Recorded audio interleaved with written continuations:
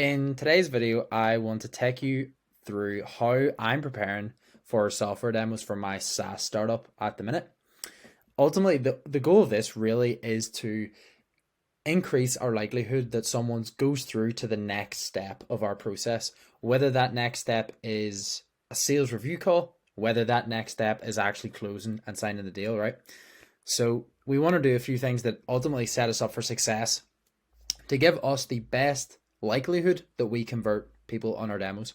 Ultimately, as a software founder, as an early stage startup founder, I know I'm not going to convert them all, but I want to do everything in my control to ensure I do my best to convert a few. So a little bit about myself before we jump into this. I run a seed funded SaaS startup called HandyCaddy. So we recently raised investment in April, and we are building in the golf software space. We sell software to golf clubs. It's a little bit about me. We're on our journey to 1 million annual recurring revenue right now. And my goal with this YouTube channel is to share my learnings along the way. So first of all, why even bother prepare for demos? What is the point? The first thing is, if you have a really solid process, it just gives the customers the feeling that you kind of know your shit.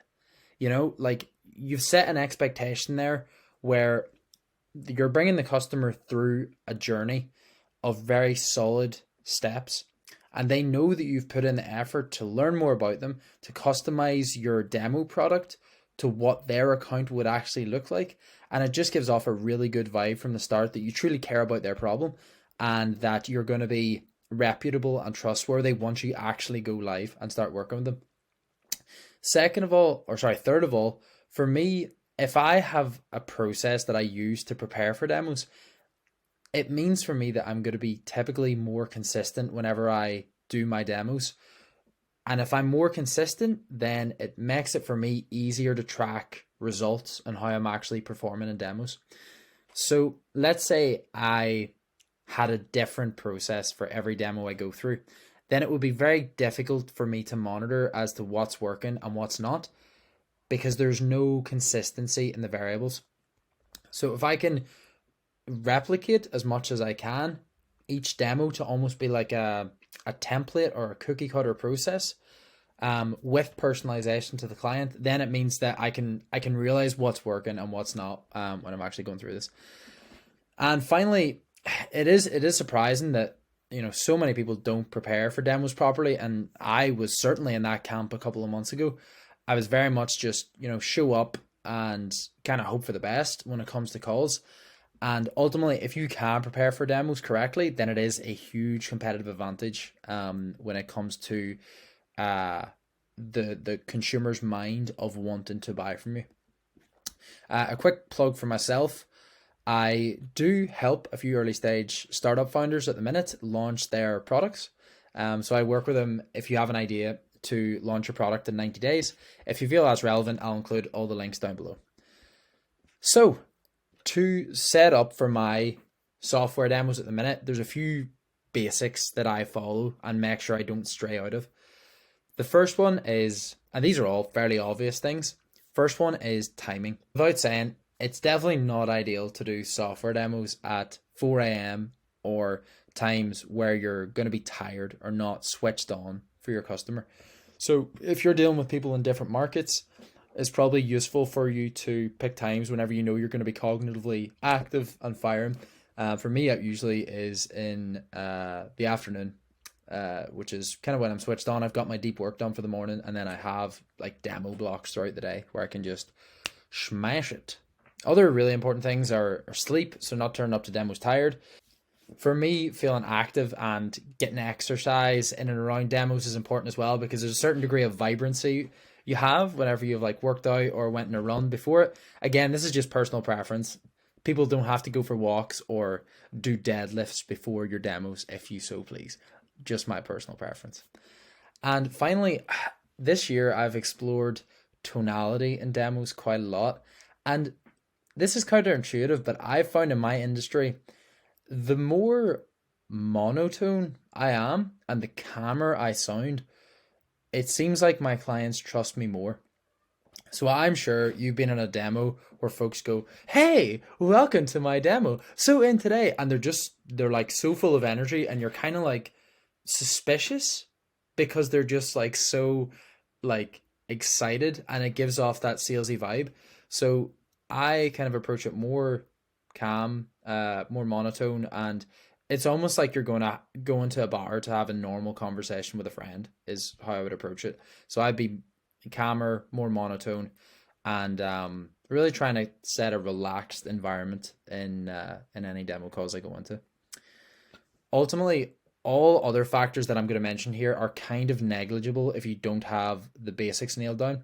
So you could do the best discovery, you could prepare and have all the information about your client, but if you don't remember it because you're tired or you're sleep deprived, or it's at 4 a.m. Or maybe you've ate like shit the day before, these are all going to be negligible factors. So I really try and get my basics nailed first. The second part of my demo prep is it actually starts in the discovery phase. So I run a high touch startup, which means I essentially make a lot of phone calls, and this is how we actually book our demos. In that initial phone call, I'm really trying to dive into the pain points that the client is experiencing and also ensuring that they fit our ideal customer profile. So you may ask, what is an ideal customer profile? I'm glad you asked, because I have this prepared, which is essentially a run through into the clients we are targeting these days. So the main dudes we are going after is golf clubs. We obviously serve golf clubs with caddy programs, which is essentially guys that carry golf bags. We're looking for a certain size of customer. It's usually between 5 to 20K per year. There's typical characteristics that we look for. So what I'm really doing in that first call is, if I can go back to this. So we're really looking for those characteristics to say, are they a good fit in that first call? And if they're not a good fit, then I'm not really that bothered about doing a demo with them, because I know that I'm wasting their time and they're wasting my time, because I won't be able to twist the knife enough to the problem whenever I do get them on a demo. So in order to qualify people, I'm really making sure that they are in our ICP. The second point there is kind of what I mentioned about identifying a really strong pain point. So I strongly believe that humans will not act unless they are experiencing some degree of significant pain in their current situation. So you think about someone who puts their hand in a stove or a hot fire, it's kind of like a reflex reaction, right? So I'm trying to understand what is the pain point, like why do they want to fix their current situation, and if it's a very, very strong pain point that fits our ideal customer profile, these are the people I'm actually looking to talk to. If they're kind of mildly in pain or don't fit our ICP, I will say that I will revisit them once we've developed further features that could help them. So the third part of it, which I overlook for a long period of time, is actually the process of booking a demo and creating a process around this to ensure that your prospect feels like you're organized and they're bought in to your process. So the first part that's really helped me is actually booking a demo when you're on the call with the prospect and actually get them to accept the email invite. So common questions I ask when I'm on a call is there any reason why you couldn't turn up to this demo? And they usually say, well, no, I don't see any reason why I couldn't. I say, great. So there's no reason why you won't show up. At that point, I will then get their email and send across a Google Calendar invite, and I actually get them to accept it on the call.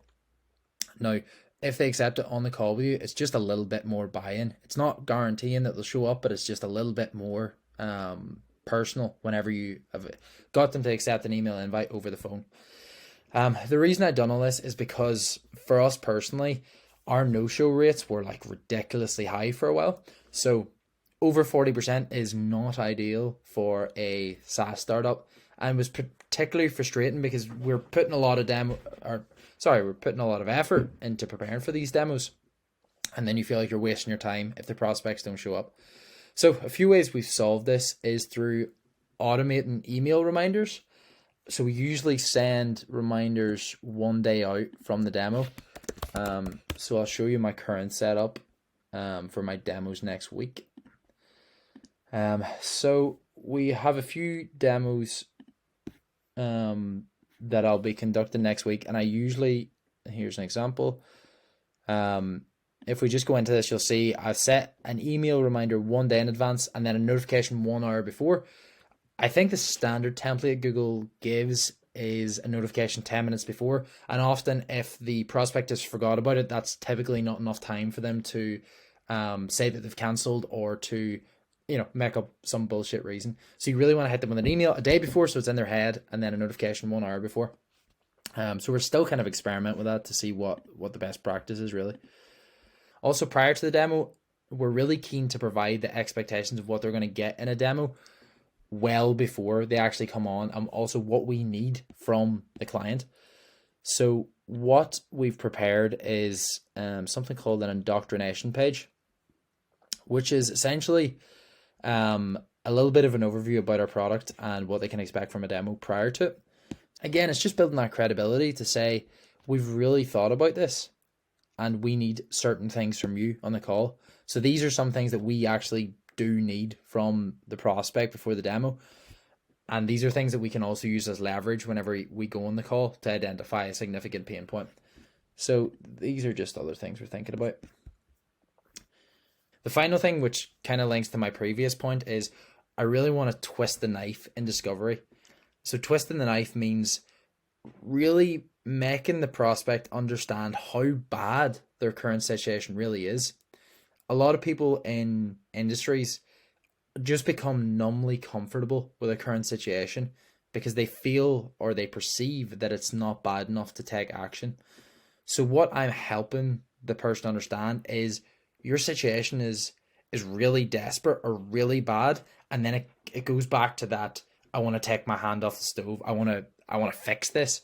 So then it aggravates the pain point, and they're like, right, I really want to turn up to this call. I really want to see what this guy actually has to solve it. So these are all things we do in our booking demo process. The next stage of it is researching the customer. And this is honestly more so to connect with them in the opening part of the call and to break the ice, to make it seem like we actually know who they are. So things like this will be any additional information about their business online that gives us more context.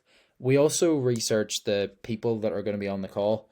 So usually these people will have been in the golf industry for 10 to 15 years, and we can either bring up a golf club they worked at that we have a connection in, maybe some personal achievement in the past, just anything to show that we have an interest in them. Again, building trust.